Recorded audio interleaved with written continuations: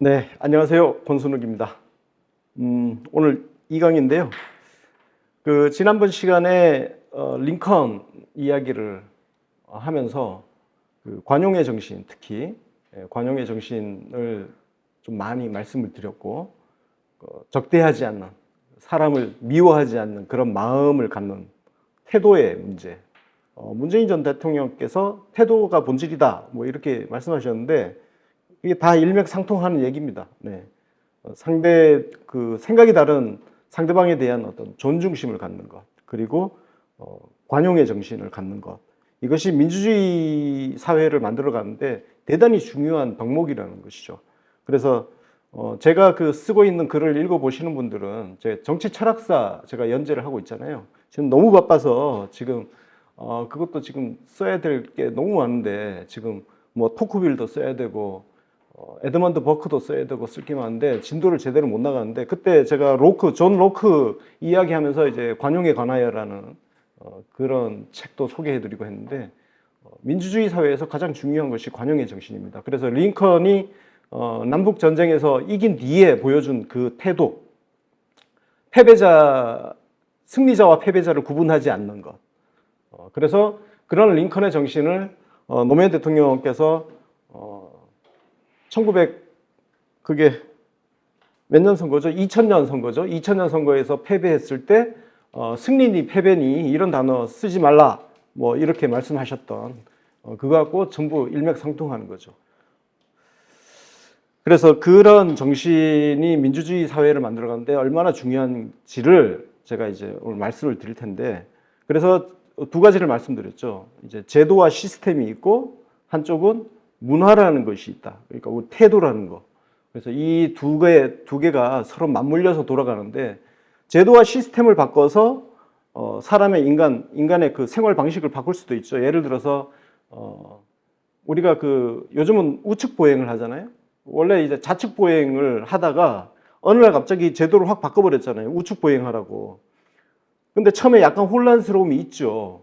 좌측 보행하다가 우측 하려니까. 근데 지금은 어떻게 됐습니까? 우측이 자리를 잡았죠. 그래서 뭐 똑같은 방식으로 예를 들어서 우리나라 이제 차가 다니는 방식도 우리는 지금 우측이잖아요. 이거를 또 영국이라든지 뭐 홍콩, 일본, 또 태국도 아마 좌측일 거예요. 뭐 그런 나라들이 있잖아요. 그런 나라들처럼 우리가 또 그럼 오늘부터 좌측으로 갑시다, 뭐 하면은 혼란이 조금 있겠지만 또 사람은 또 적응하는 동물이라서 또 바꿀 거예요. 그럼 생활 방식이 바뀌어지는 거죠. 그런 거 있고, 그 다음에 이제 생활 방식이 제도를 바꾸는 경우도 있는 거죠. 예를 들어서 이제 뭐 호주제 같은 거, 호주제 같은 경우가 예전에 이제 동성동본 결혼 금지 막 해 있었지만, 사실 인간의 삶 속에서는 동성동본끼리 막 같이 살고 결혼하고 다 했는데 다만 그게 관습적으로 되게 뭐 양반이니 쌍놈이니 이런 거 따지는 집에서 그거 가지고 자꾸 시비 걸어서 그랬지만, 결국은 뒤늦게 제도가 그걸 따라가 준 거죠. 호주제, 이게 2006년도에 노무현 대통령 재임 당시에 이제 폐지가 2005년도에 폐지가 됐죠. 그래서 제도와 시스템을 바꿔서 인간의 생활 양식을 바꿀 수도 있는 거고, 그 반대로 인간의 생활 양식이 먼저 진보를 해서 뒤늦게 제도와 시스템이 뒤따라가는 경우도 있고, 그런 경우인데, 링컨이 제 지난 시간에 말씀드렸던 링컨을 보면 노예제도라는 거를 폐지하는 그 과정을 보면 되게 급격하게, 왜냐하면 노예제라는 것이 이미 존재하고 있기 때문에, 그리고 거기에 익숙한 사람들이 있기 때문에 급격하게 확 바꾸는 것이 아니라 끊임없이 설득하는 과정을 거치면서 마침내는 수정헌법 제13조에다가 딱 명시를 했죠. 그러니까 못 박아버린 거죠. 근데 그 수정헌법 제13조를 딱 만드는 그 과정을 보면 이게 제도와 시스템, 그리고 인간의 생활 양식, 이런 것들이 막 서로 엎치락뒤치락 버무려져 가면서 하나의 제도가 폐지가 되기도 하고, 그게 폐지가 된다고 해서 또 완전히 폐지되는 건 또 아니잖아요. 그렇죠. 그래서 두 가지 측면에서 한번 보시면, 노무현 대통령 제가 이제 오늘 거하고 다음 거가 이제 그런 측면에서 노무현 대통령이 링컨을 어떤 식으로 벤치마킹 했는지를 제가 이제 말씀드리려고 지난번 강의를 했던 거고, 오늘은 이제 제도와 시스템에 관한 부분입니다. 그리고 다음 3강은 바로 인간의 생활, 양식, 그리고 정치 문화, 약간 그런 쪽으로 제가 강의를 구성을 했어요. 그래서 오늘 제도와 시스템 부분에서 노무현 대통령이 어떤 문제의식을 가지고 왜 그렇게 개헌이라는 것에 매달렸는지를 말씀드리도록 하겠습니다.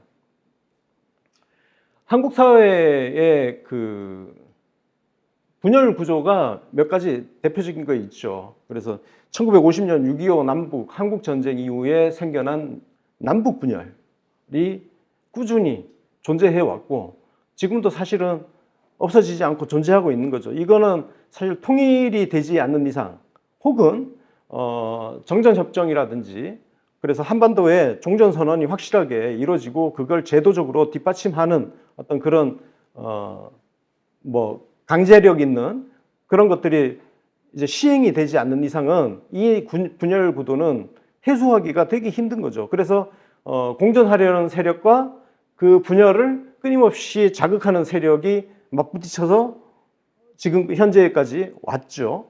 이게 하나 있고, 여기에서 파생된 문제가 바로 이념 분열인데, 사실은 이념 분열은 남북 분열보다 더 오래됐습니다. 이제 뭐 좀 잘 모르고 뭐 그냥 떠드는 애들은 해방 직후에 무슨 이념 논쟁이 있었냐 이런 헛소리 하는 애들도 있었죠, 과거에. 그렇지 않습니다. 역사 공부를 해보면 우리가 독립운동 일제시대 때 신간회라는 거 들어보셨죠? 신간회가 1921년인가? 신간회가 왜 만들어졌냐? 그게 이념 통합한 거예요. 그러니까 이념은 뭐 공산주의 사상부터 해서 다양한 사상을 전부 이미 그때 장착을 하고 있었단 말이에요. 그 구한말의 지식인들이. 그러다 보니까 독립운동이 전부 뿔뿔이 흩어져 있었단 말이에요. 그래서 그걸 하나에 계속 통합하려는 작업들이 있었고, 그 이념 대립이 끊임없이 있었죠. 그래서 항일 무장운동 같은 경우도 대표적으로 상해에 있었던 백범 김구 선생 중심의 운동단체는 우파란 말이에요. 우파고, 그리고 뭐 이동영 선생이라든지 이런 분들은 좌파란 말이에요. 김원봉이라든지 뭐 이런 사람들, 또 만주, 연해주 이쪽에서 이제 좌파 중심의 운동단체가 있었고, 이념 논쟁은 이미 그 일제시대 때부터 치열하게 존재해 왔던 거고, 그게 해방이 딱 되고 나서 정말 격렬하게 붙었지 않습니까? 격렬하게 붙어서 일어난 비극이 뭐냐? 바로 제주 4.3 항쟁입니다. 그래서 이 이념적인 이념 분열은 정말 유구한 역사, 100년도 넘은 역사를 갖고 있는 겁니다. 그리고 이념은 사실은 이념 분열은 인간이 이 지구상에 인간이 존재하는 난 아마 영원히 있을 수밖에 없다. 왜냐? 세상을 바라보는 관점이 다른데 어떡하겠어요. 그래서 뭐 탈이념 이런 거는 되게 위선적인 언어입니다. 탈이념이란 건 존재할 수가 없는 거예요. 탈이념이 아니고 원래 제대로 쓰려면 이건 나중에 제가 말씀 다 드릴 건데, 이게 노무현 대통령께서 했던 것 다음 3강에서 제가 말씀드린 건데, 탈이념이 아니라 탈교조주의입니다. 탈교조주의. 그러니까 이념이 나쁜 것이 아니고 그 이념을 종교의 교리처럼 받아들이고 꽉 막히게 행동하는 것들. 예를 들어서 저 같은 경우는 이제 오늘 이제 제가 길거리에서 고양이를 만났는데, 고양이를 만날 때 줄 게 없으면 되게 마음이 아파서, 제가 지난 강의 끝나고도 사실은 뒤풀이 가는 길에 고양이를 만났어요. 근데 줄 게 없어가지고 너무 마음이 안 좋더라고요. 그래서 오늘은 고양이 먹을 거 챙겨서 왔어요. 혹시나 이제 만나면 주려고. 근데 이게 또 지나치게 이걸 무슨 교리처럼 막 하면은 정말 주변 사람들한테 민폐 끼치는 그 캣맘들이 계세요, 실제로. 그분들 좋은 마음으로 활동하시는 분들이 많고, 이웃들하고 조화롭게 공존하려는 분들도 많지만, 또 되게 지나치게 교조적으로 하시는 분들이 있어요. 그 교조주의 대표적인 게 또 비건 뭐 이런 것도 있고, 사실 페미니즘 논쟁도 그런 측면이 있지 않습니까? 교조주의가 문제죠, 교조주의가. 그래서 노무현 대통령이 유연한 진보를 주창을 하신 게 교조주의에서 탈피하라는 겁니다. 그래서 이게 교조주의에서 탈교조주의와 탈이념은 전혀 다른 이야기다. 탈이념은 불가능한 이야기다. 그래서 정치권이 사실은 정치권이나 언론에서 탈이념 떠드는 거는 전부 저는 사기라고 얘기합니다. 사기. 그러니까 현재 존재하는 문제를 그냥 덮어두기 위한 사기극이다. 탈이념은 존재할 수 없다.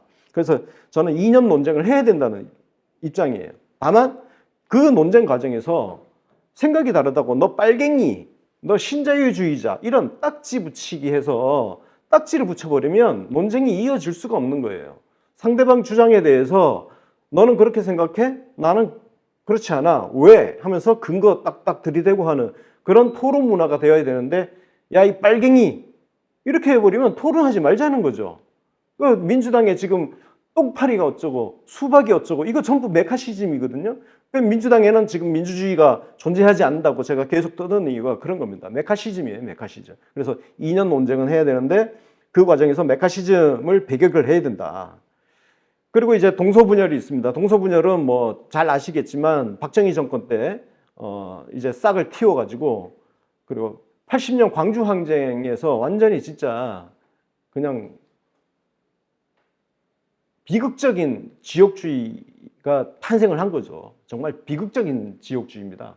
그러니까 지역주의가 존재하지 않는 이 지구상에 지역주의가 존재하지 않는 나라는 없습니다. 다 존재할 수밖에 없어요. 인간은 자기가 소속된 내 가족, 내 가족부터 해서 내 이웃, 하여튼 이 바운더리, 계속 바운더리마다 갈등이 존재하고 있어요. 갈등과 대립이 존재하기 때문에 지역주의는 존재할 수밖에 없어요. 다만 그게 되게 비극적인 형태로 나타난 게 바로 1980년 5월 광주의 비극이죠.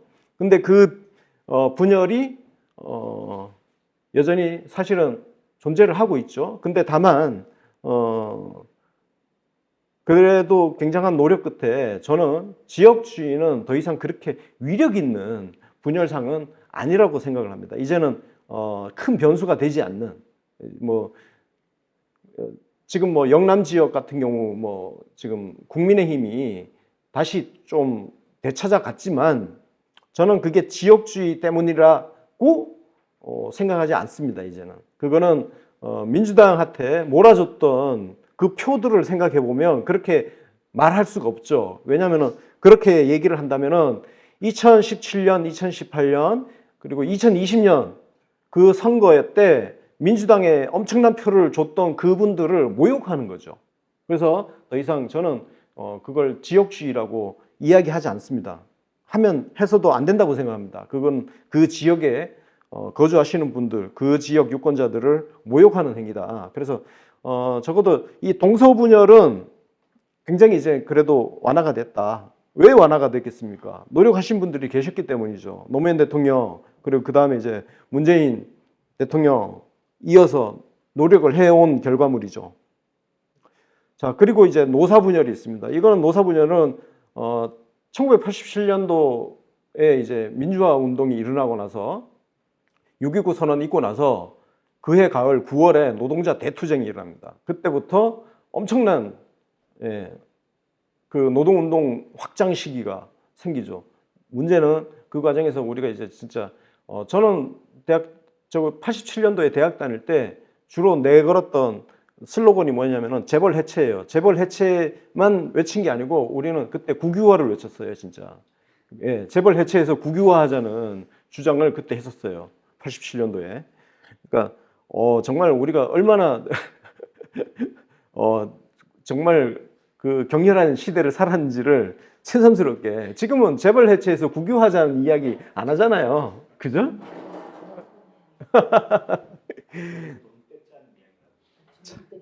예. 그런 사람들이 지금 민주당의 일부 또 존재하긴 합니다. 되게 시대착오적인 거죠. 예. 시대착오적인. 자, 거기에다가 지금 이제 세대 분열 일어나고 있죠. 남녀 분열. 거기에 이제 사실은 제가 보기에는 계층 분열도 일어나고 있습니다. 특히 저는 중산층에 되게 주목을 하고 있는데 중산층이 중심을 잡고 있어야 민주주의가 건강하게 갈 수 있고 복지사회라는 것도 만들 수 있는데 중산층이 타락하면은 저는 걷잡을 수 없을 거라고 보고 있습니다. 저는 지금 그 조짐들을 많이 보고 있습니다. 중산층들이 이렇게 자기 이익 중심으로 민주주의를 악용하고 있는 행태들이 곳곳에서 중산층이 사실은 숫자가 제일 많습니다.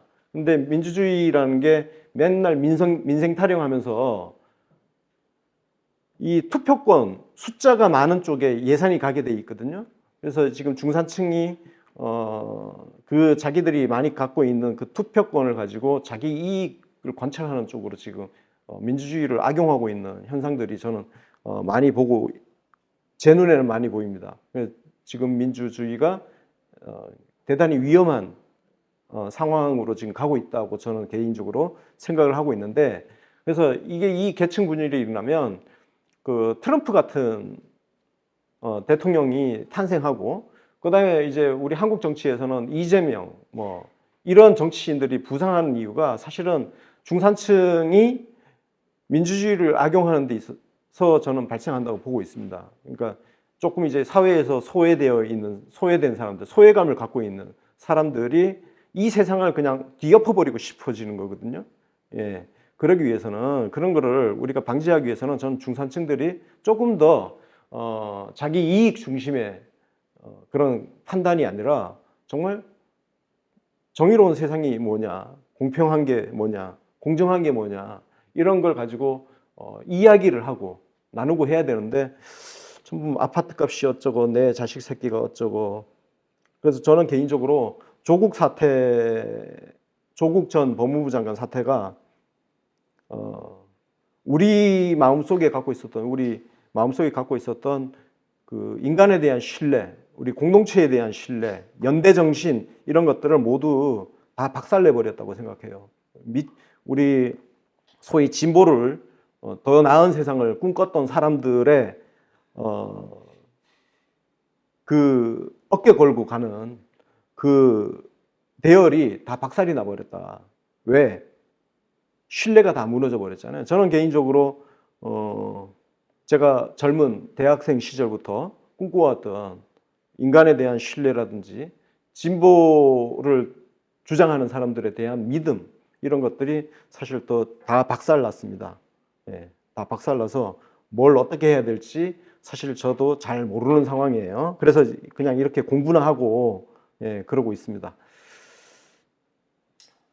자, 이 분열이 문제인 거는 정치인들은 이 분열을 이용을 해먹죠. 정치인만 그런 게 아니라 유튜브에 깔려있는 수많은 그 유튜버들 보세요. 그 유튜버들이 먹고 사는 구조는 적을 만들어 놓고 그 적을 타도하는, 그리고 자기가 정의의 사도가 되어서, 그리고 자기 깃발 아래 많은 병사들을 모아가지고 자기들끼리 전쟁놀이를 하고 있는 겁니다. 예, 전쟁놀이 하고 있는 거예요. 근데 우리 한 사회가, 우리 공동체가 생각이 다른 사람들끼리 공존하기 위한 통합의 질서, 통합이란 것이 총화단결, 박정희 정권이 외쳤던 다른 생각을 허용하지 않는, 그리고 민주당의 원팀론처럼 다른 이견을 허용하지 않는, 이게 통합이 아니고, 통합이라는 것은 그 이제 한자로 치면은 화이부동이라고 그러죠. 화이부동. 그 다음에 뭐 따로 또 같이 뭐 이런 식으로 표현하거든요. 화이부동. 다르지만 어울리는 것. 서로 다른 생각이 함께 공존하고 그 공존의 질서를 찾으려고 하는 것. 다른 생각을 배척하지 않고 증오하지 않고 혐오하지 않고 그 생각 있는 그대로를 이해를 받아들여 주는 것. 그렇다고 우리가 혐오하는 의견까지 이해하자는, 그건 아니죠. 그래서 그 유명한 우리가 똘레랑스니 엔똘레랑스니 하는 그 논쟁을 했을 때 그런 거 아니겠습니까? 예. 엔똘레랑스도 똘레랑스 해야 되냐, 뭐 이런 논쟁들, 예, 그런 것들인데, 자, 그 선을 제외하고는 다른 생각을 다 존중해 줄 수 있는, 그게 지금 필요하다. 그래서 노무현 대통령이 2000년 4월 13일 캠프 회단식에서 이렇게 말씀하시죠. 우리 인간 역사가 수천 년 내려오는 동안 사람에 대한 적대감과 불신, 증오를 증폭시켜 좋은 결과가 난 일이 없습니다. 그렇죠. 이거 증폭시킨 결과물이 뭡니까? 전쟁이죠, 전쟁. 피. 피 흘리는 것밖에 더 있습니까? 전쟁밖에 없는 거예요. 그래서 그런 걸 부추기는 사람들을 사실은 이제 소수파로 만들고 조금 관대한 사람들이 다수파가 되어야 한 사회가 안정적으로 이렇게 굴러가는 건데, 유럽 같은 경우는 그런 질서가 지금 어쨌든 되어 있어요. 유럽도 극우파가 있고 극자 표퓰리즘도 막 등장하고 하지만 그 정치 세력이 아직도 다수파는 못 되고 있단 말이에요. 왜? 소위 중도 좌파, 중도 우파가 더 큰 포지션을 차지하고 있으면서 이 사람들이 거기는 주로 내각제를 하니까 다수파를 만들기 위해서 서로 연립정부, 연합정부를 꾸리다 보니까 소수파들이 다수파가 되기 힘든 구조가 되어 있는 거죠. 물론 이 상황도 혹시 이제 깨뜨려질 수 있는 가능성은 있습니다.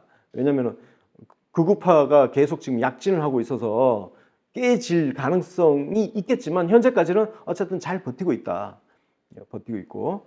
근데 사실은 대통령제를 채택하고 있는 미국이나 우리나라 같은 경우는 지금 그 완충지대가 없습니다. 예, 사실 되게 심각한 문제예요.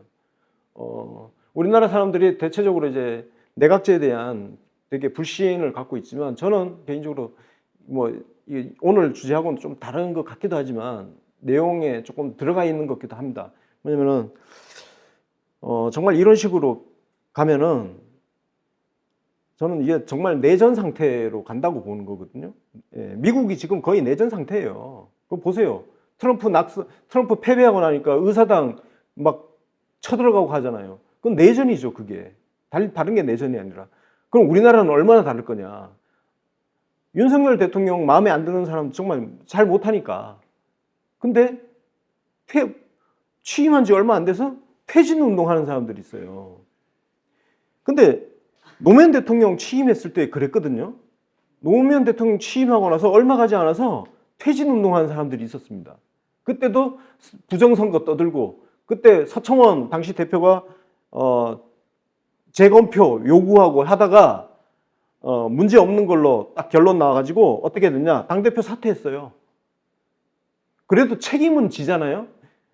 솔직히 말해서 우리 지금 요즘 정치를 보고 있으면 심지어 전두환 때 정치보다도 더 후퇴한, 수준이 낮은, 너무 저렴한 정치를 지금 우리가 보고 있는 거 아닌가, 저는 개인적으로 그렇게 생각합니다. 그래서 이렇게 적대감, 증오감을 부추기는 이 정치가 너무 지금 양쪽 모두, 민주당이나 국민의힘 양쪽 모두 이게 너무 강해져 가지고, 이걸 해결할 수 있는 방법은 정말 다당제를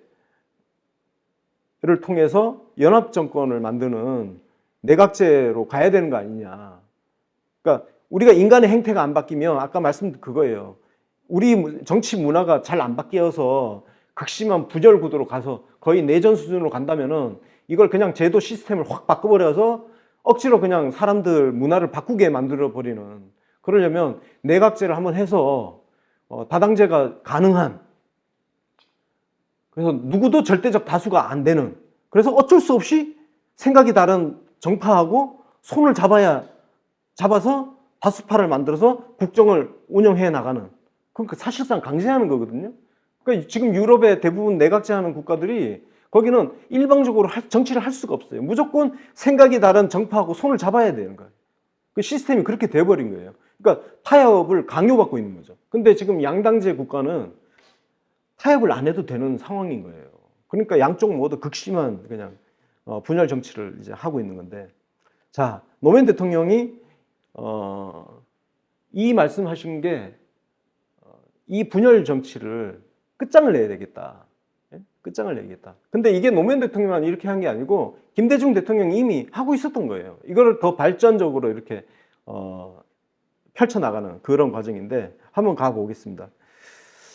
좀 길어지는 것 같다. 이거 시간 안배 제가 지금 잘 못하고 있는 것 같습니다. 지금 준비한 PT가 32장인데 지금 이제 4페이지 왔거든요. 큰일 났는데. 빨리 가보겠습니다.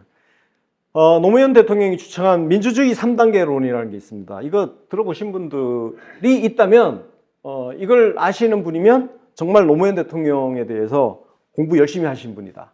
예. 근데 이걸 아는 분들은 정말 많지 않습니다. 예. 심지어 학자들도 이걸 잘 몰라요. 자, 이 3단계론인데 민주주의 1단계는 뭐냐? 반독재 투쟁 시기. 이게 1단계는 1987년 6월 항쟁으로 완성이 됐습니다. 이제 더 이상 독재 정권은 없어요.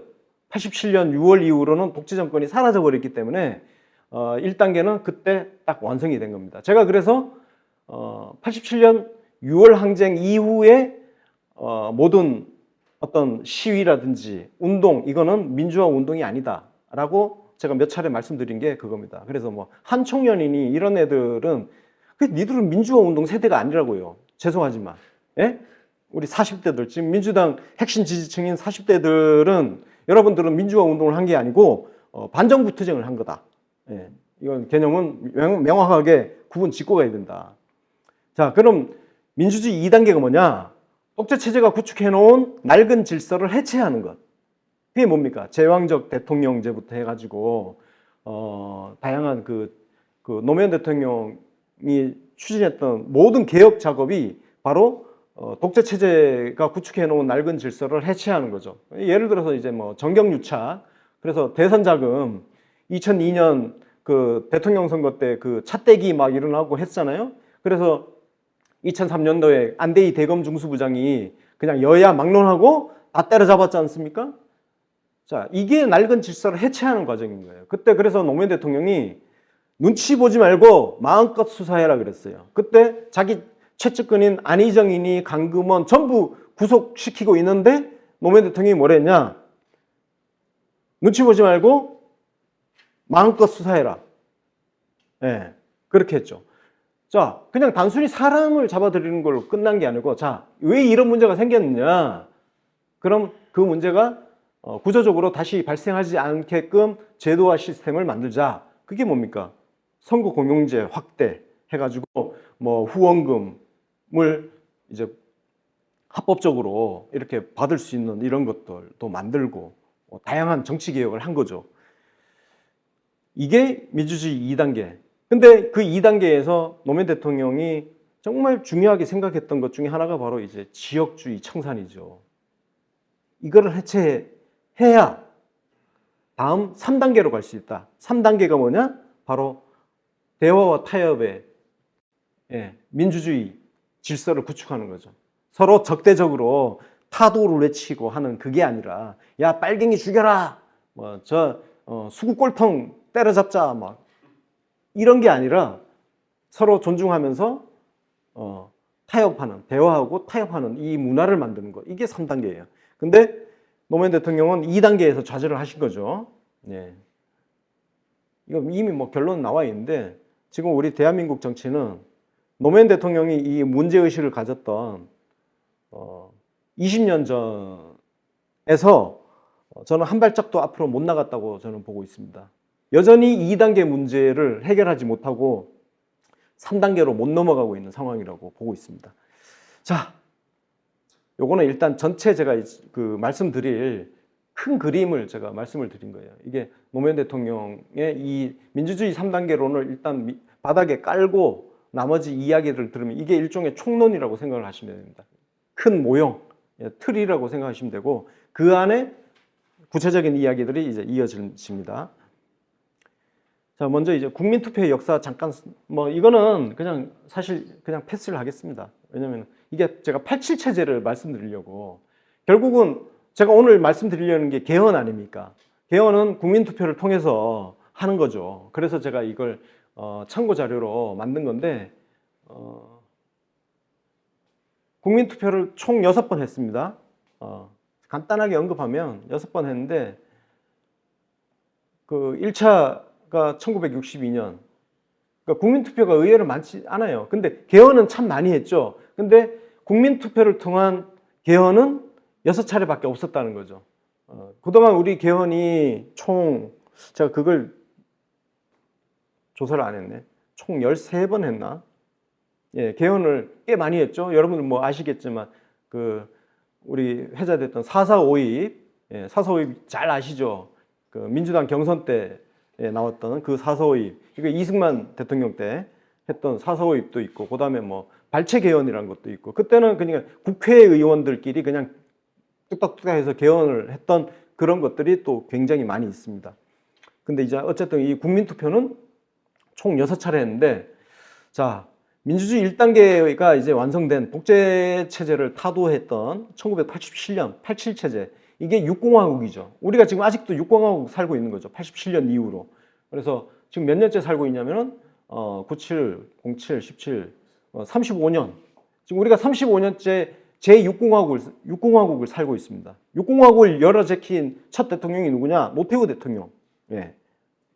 그렇죠. 그러니까 노태우 대통령을 독재자라고 이야기하면 안 돼요. 예. 그건 노무현 대통령께서도 그렇게 말씀하셨어요. 노태우 대통령을 독재자라고 얘기하는 거는 그건 너무 나간 거다. 엄연히 87체제라는 제6공화국 헌법으로 당선된 사람인데 그 사람이 어떻게 독재자냐. 그러면 지금 우리 6공화국 이 87 헌법이 독재체제 헌법이냐. 아니다. 예. 엄연히 제5공화국 전두환 정권 때의 그 5공화국 헌법하고 분명히 다른 헌법이고, 네, 그렇습니다. 그래서 이 헌법 얘기를 그런 측면에서 말씀드린 거고요. 그래서 이 87체제를 87체제 헌법의 특징을 몇 가지 이제 정리하면 이렇습니다. 헌정사상 처음으로 여야 합의로 헌법을 개정한 사람이다. 그러니까 여야 합의로 헌법을 개정한 적이 없어요. 전부 꼼수 써가지고 뭐 심지어 그 발췌 개헌 같은 경우는 그때 그 헌법 개정 그 개헌에 이제 반대하는 국회의원들, 야당 국회의원들을 막 그 특수부대 동원해가지고 버스에다가 그냥 강제로 태워가지고 그냥 끌고 가버리고 그런 식으로. 그리고 나머지 여당 의원들만 자유당 의원들만 남아가지고 자기들끼리 뚱땅땅 해가지고 통과시키기 뭐 이런 별 일들이 다 있었거든요. 그런데 여야 합의로 헌법 개정안을 만들어서 통과시킨. 그래서 권위주의 세력과 민주화 세력의 그 타협의 산물이다. 그래서 지금 이 우리 현행 헌법이 나름 역사적으로 되게 의미가 큽니다. 저는 개인적으로 그렇게 생각해요. 왜냐? 이거 뒤에서 사실 말씀드릴 건데, 저는 지금 현재 정치 질서로는 개헌은 절대 불가능할 것이다. 못할 것이다. 개헌 불가능합니다. 왜? 이 생각의 양극화가 지금 너무 심해져 가지고 개헌안요 타협이 불가능할 겁니다. 그러니까 문재인 대통령이 취임하고 나서 바로 개헌안 준비를 해가지고 2018년도에 개헌안 내놨죠. 그 개헌안 되게 괜찮은 안입니다. 저는 그 안을 국민의힘, 이 소위 보수 세력에서 절대 받지 않을 거라고 봅니다. 그러니까 타협이 안 되는 거예요. 그래서 87년도는 어찌됐든 타협이 됐다. 그때 권력을 갖고 있던 전두환, 노태우가 양보를 했기 때문에 가능한 거예요. 예. 그러니까 기득권을 쥐고 있는 쪽이 양보를 해줘야 타협이 되고, 그러면 요구하는 쪽도 일부분 자기들의 요구를 물리고 해서 타협해서 합의 그 결과물을 만들어낼 수 있거든요. 근데 저는 지금 이 35년 지난 지금은 이런 합의에 의한 개헌은 불가능할 것이다. 그래서 저는 그냥 앞으로도 우리는 이 약간 반쪽짜리 87체제를 아마 한참을 더 살아야 될지도 모른다는 비관적인 생각을 갖고 있습니다. 자, 그리고 87체제 헌법, 이 헌법의 특징 중에 하나는 역대 국민투표 중에서 가장 높은 찬성률을 얻었다. 그만큼 국민의 높은 호응을 받았다. 그래서 이거를 소위 그때 그 당시 지금도 마찬가지지만 소위 그 굉장한 그 어떤 개혁적인 진보를 외치는 분들은 그게 뭐 야합이다 막 이러면서 또 엄청 욕을 했어요. 그 당시에 그 평민당하고 그 김대중의 평민당, 김영삼의 그 통일민주당 이쪽 정치인들을 엄청 욕했어요. 독재 정권하고 야합을 했다. 여러분들은 그냥 계속 그렇게 사셔야 돼요. 저는 그분들은 아마 앞으로도 계속 그럴 거라고 생각합니다. 타협을 하면 항상 야합이래. 그분들은 타협과 야합을 구분하지 않아요. 모든 타협을 야합이라고 합니다. 이거 정말 심각한 문제예요. 그거는 지금 민주당 지지층도 되게 사실 소위 그 문재인 대통령을 지지했던 문파라는 분들도 이 부분은 전부 각자 가슴에 손을 얹고 반성을 해야 될 대목입니다. 민주당이 집권하고 있는 그 기간 동안 원내대표들 나름 정말 최선을 다해서 일을 했다고 저는 평가를 합니다.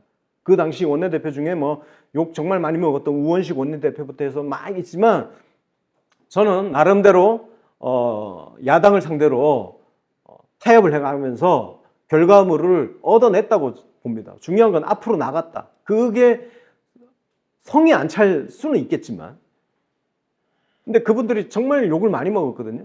그래서 저는 원내대표들을 욕한 적은 없습니다. 명시적으로. 한 번도 제 입으로 욕을 안 해봤어요. 예. 왜냐하면 타협하는 자리는 항상 욕을 먹기 때문에 그걸 아는 저 같은 사람은 욕을 안 하는 거죠. 그냥 다만 그 욕하는 거에 대해서 조심스럽게 살짝 좀 이렇게 약간 쉴드 쳐주는 그 정도 역할밖에 못했지만 그렇습니다. 자, 그리고 또 하나는 이제 60하고 헌법은 이게 제일 문제예요. 지금 임기가 단임제라는 거. 이게 그 이전까지 우리가 독재에 대한 트라우마 때문에 이 트라우마 때문에 연임을 아예 막아버린 거거든요. 근데 이 후유증이 너무 커요. 그래서 이걸 빨리 바꿔야 되는데 못 바꿀 겁니다. 못 바꿀 거예요. 사실 이게 되게 한국 정치 발전을 가로막고 있는 굉장히 핵심적인 조항이에요. 이거를 그래서 뒤에 말씀드리겠지만 노무현 대통령이 원포인트 개헌을 제안을 했던 게 요거라도 바꾸자. 그러면 다른 거는 좋아, 합의가 잘 안 될 것 같으니까 그러면 이게 책임 정치가 지금 안 되고 있다. 그러면 4년 해서 임기를 4년으로 단축하고 2번까지만 할 수 있게 요 임기 하나만 바꿔보자. 그리고 그때 제안을 했을 때가 마침 국회의원하고 대통령하고 임기가 딱 같이 비슷하게 출발할 수 있을 때였어요. 그러면 야, 4년으로 바꾸고 국회의원 임기도 4년이니까 그러면 국회의원하고 대통령하고 임기도 같이 가고 하면은 확실하게 책임 정치를 구현할 수 있는 거 아니냐. 뭐 예를 들어서 이거예요. 대통령과 국회의원이 임기를 같이 딱 시작을 해서 4년 뒤에 마음에 안 들면 대통령 바꾸고 국회 바꾸고 확실하게 책임을 물을 수 있지 않냐. 근데 지금은 임기가 계속 엇나가. 그러니까 이게 도대체 책임을 묻는 건지 어떤 건지 애매모호한 상태로 계속 가는 거예요. 그래서 맨날 중간에 뭐 대통령 임기 중에 총선거가 있어. 그럼 맨날 심판이래. 중간 심판이래. 그러면 역대 모든 대통령이 항상 심판만 당하다가 끝나는 거예요. 일을 제대로 못 해보고 이런 문제가 생기는 거예요. 그래서 이게 정말 정말 치명적인 암담하다. 말씀드리다 보니까. 그래서 이 헌법은 민주화 이행을 위한 과도기 헌법이다. 과도기 헌법인데 이 과도기 헌법이 35년간 지금 아직도 효력을 갖고 있고 이 헌법을 바꿀 수 있는 희망이 지금 거의 지금 사라진 상황이라고 저는 봅니다. 예. 암담해요. 그래서 조금 더 이제 구체적으로 들여다보면 87체제의 가장 큰 한계는 구조화된 여소야대. 왜? 맨날 대통령 심판하는 거야. 대통령 임기 중에 항상 총선거가 열리지 않습니까? 지방선거 열리고 그거 할 때마다 나오는 레파토리가 뭡니까? 정권 심판론 들고 나오잖아요. 혹은 정권 견제론 들고 나와요. 그러면 대부분 중간에 선거하면 대부분 야당이 승리했어요. 그동안 통계를 보면. 우리 그 국민들이 또 참 그 견제론 되게 좋아해요. 근데 또 견제론이 되게 합리적일 때가 있죠. 예를 들어서 2008년도에 이명박 정권 때 뭐 4대강 밀어붙이고 종편 그 방송법 밀어붙이고 할 때 견제를 해야 될 거 아니에요? 그러면 야당한테 힘을 실어줘야 되니까. 근데 그때 민주당이 그걸 못 받아 먹었죠. 예. 못 받아 먹어서 무능력해서 못 받아 먹는데 그런 경우 있지만 대부분 또 다 받아 먹어요. 예. 그러다 보니까 6대 대통령들이 대부분 여대 야소에서 대통령직을 수행했고 그러다 보니까 인위적인 정계 개편을 하는 거죠. 그래서 노태우가 1990년도에 3당 합당을 하게 된 것도 절대적으로 소수 여당이 돼버리니까 이걸 뭘 할 수가 없을 거 아니에요. 그래서 안정적인 국정 운영을 위해서 3당 합당을 한 겁니다. 그 다음에 김대중 대통령도 마찬가지였어요. 선거는 이겼는데 국회가 또 소수파야. 그래서 어떻게 했습니까? 정계 개편, 인위적인 정계 개편 했죠. 막 국회의원 빼오고 했다니까요. 예. 되게 구태 정치라고 이야기할 수 있겠지만 불가피한. 그래서 김종필하고 손잡고 그리고 뭐 중간에 뭐 삐그덕 해가지고 뭐 자민련이 원내 교섭단체 지위 이르니까 막 의원 3명 민주당 탈당시켜가지고 자민련 입당시켜가지고 원내 교섭단체 지위 유지하게 해주고 뭐 의원 꺼주기 이런 거. 옛날에 정치 그렇게. 근데 우리 요즘 기준으로 보면 무슨 말도 안 되는 정치 하지만 그때 어쩔 수 없었던 그런 측면이 있는 거죠. 이게 뭐냐? 구조화된 이 여소야대 국면 때문이다. 근데 처음으로 여소야대가 이제 깨진 게 2004년입니다. 여대 야소, 그러니까 투표를 통해서 여대 야소가 된 첫 선거가 2004년이에요.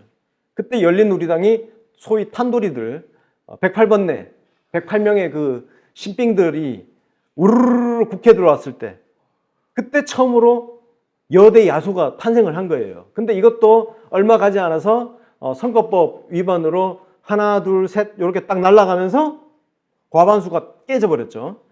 깨져버렸지만 어쨌든 헌정사에서 되게 의미가 있습니다. 2004년 열린우리당 과반수는 첫 투표에 의한 여대 야소였다. 그리고 그 다음은 이제 2008년은 뭐 이명박 2007년 이기고 나서 2008년 뭐 압승했잖아요. 여대 야소. 그 다음에 2012년도 여대 야소였어요. 아슬아슬하게. 그때는 뭐 전부 이제 여론상으로는 민주당이 승리한다 그랬는데 여론 다 깨고 그 당시 그 새누리당인가? 예. 한나라당인가? 새누리당인가? 하여튼 걔네들이 이겼죠. 걔네들 하면은 제가 이게 편파적이니까 저는 지금 중도파니까 무당파니까 걔네들이라고 하지 않겠습니다. 예. 국힘 새누리당이 이겼죠. 그 다음에 2020년 예. 더불어민주당이 압승할 때 요게 여대 야소. 그러니까 사실 2004년 이후에는 그나마 그 이전과 같은 극심한 여소야대 국면은 펼쳐지지 않았죠. 예. 그나마 대통령들이 할 만한 구조가 만들어졌다. 예. 옛날 대통령들에 비하면 그래도 되게 편하게 대통령을 했다. 왜? 여대 야소면 정치가 편합니다. 대통령 하기가 되게 편하죠. 그래서 이 여소야대 때문에 의사결정 구조가 왜냐? 야당이 국정 주도권을 쥐고 있으니까 예? 의석수가 더 많은 거기 국정 주도권을 쥐고 있으니까 잘 안 되는 거예요. 특히 이제 가장 극심했던 게 노무현 대통령 때인데 그때 국민연금법 처리하는데 36개월이 걸렸습니다. 네, 그렇습니다. 자, 근데 이제 여대 야소가 되니까 또 문제가 뭐냐? 이 여대 야소 힘 갖고 그냥 밀어붙이기 하는 거야. 그 대표적인 게 바로 사대강하고 종편이고 그리고 가장 최근에 검수완박 소위 형사소송법하고 검찰청법 개정안 한 거. 국민들한테 어떻게 비춰지냐가 문제예요. 민주주의라는 게 단순한 다수결이면 그 다수결에 대해서는 고대 그리스 때부터 우려를 끊임없이 정치 철학자들이 끊임없이 우려를 해왔거든요. 왜냐하면 다수결로 다 해버리면 그게 이제 소위 대중 독재라고 이제 얘기를 하는데 다수결 독재죠. 민주주의 정신에 맞지 않다. 민주주의 정신은 다수를 다수결 어쨌든 다수의 생각이 우대받아야 돼요. 그러나 거기에 반대하는 소수의 생각을 존중하지 않았을 때 이게 대중 독재가 될 수 있다. 그게 대표적인 게 바로 이런 밀어붙이기 하는 거. 좀 눈치 좀 보면서 하라는 거죠. 예. 자, 5년 단임제 이게 좀 이 문제를 지금 말씀드린 내용이 노무현 대통령께서 다 하셨던 말씀이에요. 예. 제가 막 뭐 공부해서 연구해서 그게 아니고 노무현 대통령 말씀을 제가 다 그냥 제 걸로 소화해서 제 말로 옮겨드리는 것밖에 아니다. 예. 노무현 대통령께서 다 말씀하셨던 내용이다 라는 거 말씀드리면서 이어가겠습니다. 그래서 5년 단임제 같은 경우는 심각한 문제가 연임을 못하니까 사실은 그냥 레임덕이에요. 시작 때부터. 어차피 재선 끝이잖아. 당선되면 이 사람은 끝이에요. 그러니까 윤석열 가지고 지금 막 싸우잖아요. 민주당은 조금 머리를 굴려야 돼요. 윤석열 상대로 싸우는 거 되게 멍청한 전략입니다. 왜? 윤석열은 당선되는 순간 끝난 거예요. 이미 퇴장이 예정되어 있잖아요. 퇴장 예정되어 있는 사람 상대로 싸워서 뭐 하게? 어? 어차피 다음 대선은 딴 사람이 나온다니까? 그 잘 생각해 봐야 돼요.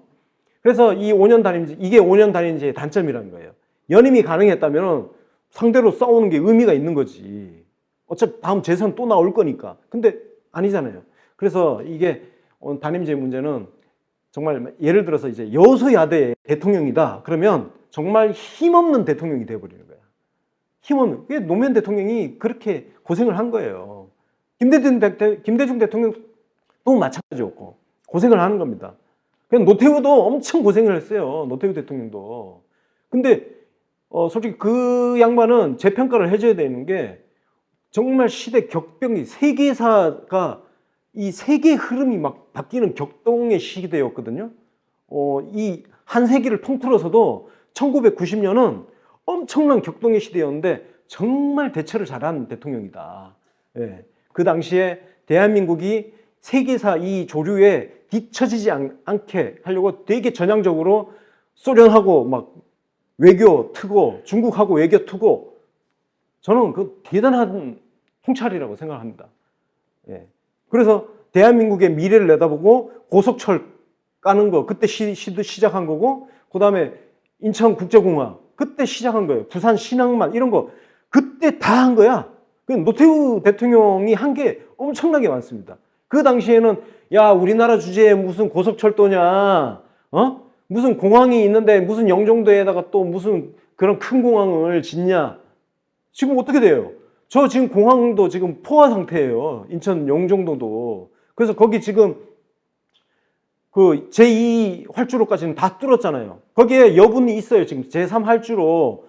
그게 지금 스카이 70이라는 골프장 있죠? 거기가 원래 제3 활주로를 깔기 위해서 해놨는데 좀 시간이 걸리니까 임시로 골프장 짓게 해서 운영하고 돌리는 거예요. 근데 코로나 딱 터지면서 좀 수요가 줄어들어서 이제 그 일정이 지금 차질이 생겨서 저 골프장이 살아있는 건데 저 골프장은 언젠가는 없어지는 골프장입니다. 왜? 저게 제3활주로가 들어서야 되기 때문에. 그래서 지금 제2공항 같은 경우 그 유럽 노선 같은 경우는 그 메인 공항에 있지 않습니다. 유럽 노선은 제2활주로 쪽으로 거의 다 요즘 지금 다 이전을 했어요. 그렇습니다. 노태우 재평가 얘기까지 나오네. 그래서 하여튼 그래서 힘없는 대통령이 5년 한다. 정말 힘든. 그래서 노무현 대통령이 자꾸 중간에 내가 대통령 자리 좋아. 자, 2004년 선거 때 한나라당이 이기면 내가 거기에 권력 절반을 내놓겠다. 막 이렇게 한 것도 힘없는 대통령으로 가봐야 할 수 있는 게 별로 없다는 거예요. 예? 대통령이 그래서 노무현 대통령이 항상 그랬어요. 헌법과 법률 안에서 보면 대통령은 이미 제왕적 대통령은 끝났다. 예. 실제로 그렇습니다. 제왕적 대통령은 불가능해요. 언제든지 끌려내릴 수 있는 대통령인데 뭐 이제 우리는 실제로 끌어내렸잖아요. 대단한 나라야. 자, 근데 또 하나의 문제는 능력이 있어도 이거 뭐 그냥 다시 한번 할 수 있는 그게 없으니까. 그러니까 예를 들어서 문재인 대통령이 엄청나게 높은 지지율로 퇴임했잖아요. 만약에 4년 연임이었으면 아마 재선됐을 겁니다. 그러면 이 정책의 연속성이 조금 더 가면서 대한민국이 조금 더 안정화될 거예요. 근데 이건 뭐 대한민국이 5년마다 출렁출렁해요. 5년마다. 그런데도 우리나라가 이 정도 가는 거는 정말 대단한 겁니다. 저는 개인적으로 이런 정치 구조 가지고도 우리나라가 정말 세계 탑10에 든 거는 이게 참 불가사의한 일이다. 정말 대단한 나라다. 예, 그리고 이제 대통령, 국회의원 임기 불일치 이 문제, 예, 아까 말씀드렸던 대로, 예, 말씀드렸던 겁니다. 자, 그리고 이 87 체제의 한계, 적대적 대립구도가 지금 고착화 됐다는 거예요. 그리고 점점 분열이, 갈등이 심해지고 있다. 내전 상태로 가고 있다. 그래서 이게 소선거구제, 이제 구체적으로 들어가면 이제 소선거구제 문제가 있죠. 그래서 노무현 대통령이 뒤에 가서 저 뒤에 것까지 이제 그냥 버무려서 그냥 말씀드릴게요. 그러니까 노무현 대통령이 2005년도에 대연정을 제안하는데 사람들은 대연정에 주목을 했지만 노무현 대통령이 그랬어요. 야, 니들 자꾸 대연정에만 꽂혀서 얘기하는데 대연정이 중요한 게 아니고 내가 왜 대연정을 제안했는지 거기를 봐라. 중대선거구제를 하든 뭘 하든 현재의 이 소선거구제, 양당이 특정 지역 깔고 앉아가지고 무조건 그냥 의석수 가져가고는 이 정치 질서를 바꿀 수 있는 선거제도 개혁안을 뭐든지 갖고 오면 내가 권력을 내려놓겠다. 그 이야기를 지금 하고 있다. 여기에 주목 좀 해달라. 예. 이거 지금 심각한 문제죠. 그 다음에 이제 대통령 선거 같은 경우는 이제 결선 투표제가 없는 부분. 그래서 문재인, 그냥 그걸 이제 문재인 개헌안이라고 얘기를 합니다. 2018년에 내놨던 거. 문재인 개헌안에 결선 투표제가 들어가 있어요. 예. 결선 투표제라도 하면은 그나마 이 대통령 현행 이 임기 5년, 임기 5년의 대통령이 갖고 있는 구조적인 한계를 조금은 그래도 극복해 볼 수 있다. 왜? 결선 투표를 하게 되면 무조건 과반수 대통령이 되잖아요. 지금 윤석열 대통령도 과반수 대통령이긴 하네요. 예, 그러고 보니까. 근데 결선 투표제를 하면은 무조건 과반수 대통령이 나오니까. 그러고 보니까 윤석열 대통령이 첫 과반수 대통령인 것 같습니다. 예. 50% 살짝 넘겼죠. 아, 박근혜도 넘겼구나. 아, 그렇구나. 그래. 예. 그래. 이게 양자 대결이 사실상의 그 양자 대결은 3번밖에 없었죠. 예, 사실상의 양자 대결은 2002년도에 노무현, 이회창, 그 다음에 2012년도에 문재인, 박근혜, 그리고 요번 2020년이었네? 아니, 21년이었나? 아우, 이제 치매가 오나 봐요. 2021년 대선 때 윤석열, 이재명, 이렇게 딱 세 번이 양자 대결했습니다. 그러니까 50%를 얻는, 50% 가까이 이제 득표가 이제 나올 수 있는 거죠. 그래서 이게 이 적대적 대결구도 양당이 이제 싹쓸이를 하는데 사실 우리 총선이라든지 이런 선거 결과를 보면 한국은 다당제예요. 정말 다양한 정당을 지지하는 사람들이 다양하게 존재해. 근데 이게 소선거구제 때문에 투표날이 딱 오면은 그냥 둘 중에 하나를 홀짝이 돼버리는 거야. 나는 녹색 당원인데 요번에 그 나왔잖아요.